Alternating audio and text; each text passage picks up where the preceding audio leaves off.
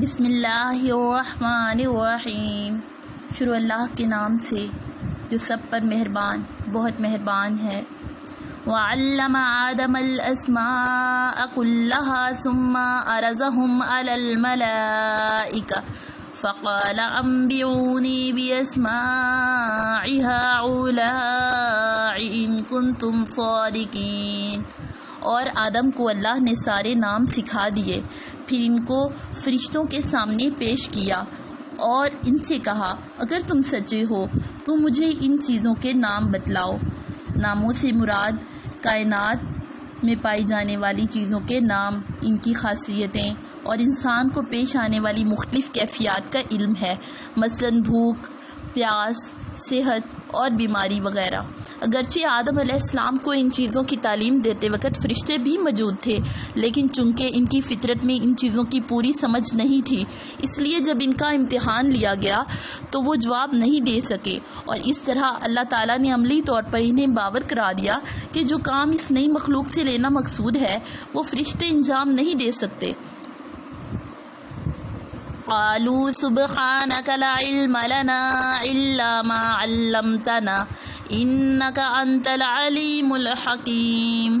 وہ بول اٹھے آپ ہی کی ذات پاک ہے، جو کچھ علم آپ نے ہمیں دیا ہے اس کے سوا ہم کچھ نہیں جانتے، حقیقت میں علم و حکمت کے مالک تو صرف آپ ہیں۔ بظاہر ان الفاظ سے یہ معلوم ہوتا ہے کہ یہ نام صرف حضرت آدم علیہ السلام کو سکھائے گئے تھے اور فرشتے اس تعلیم میں شریک نہیں تھے۔ اس صورت میں اس سے ناموں کے بارے میں پوچھنا یہ بتانے کے لیے تھا کہ تم میں وہ صلاحیت نہیں رکھی گئی جو آدم علیہ السلام کی تخلیق سے مقصود ہے۔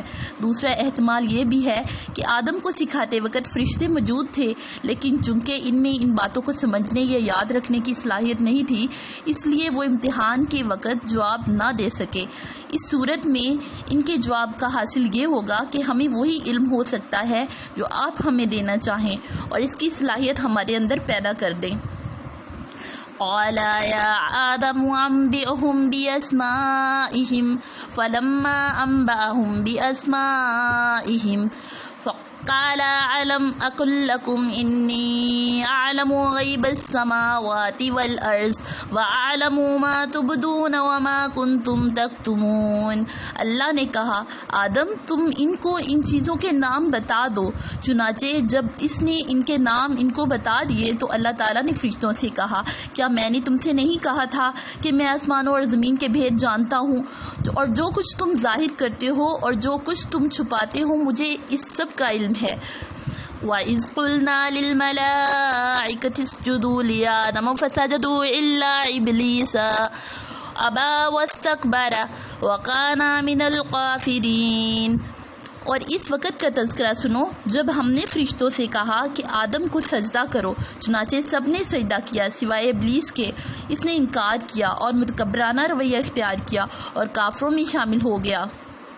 فرشتوں کے سامنے آدم کی عظمت کا علمی مظاہرہ، اس کا امتحان لینے کے لیے انہیں آدم کو سجدہ کرنے کا حکم دیا گیا۔ یہ سجدہ عبادت کا نہیں تعظیم کا سجدہ تھا جو بعض پچھلی شریعتوں میں جائز تھا۔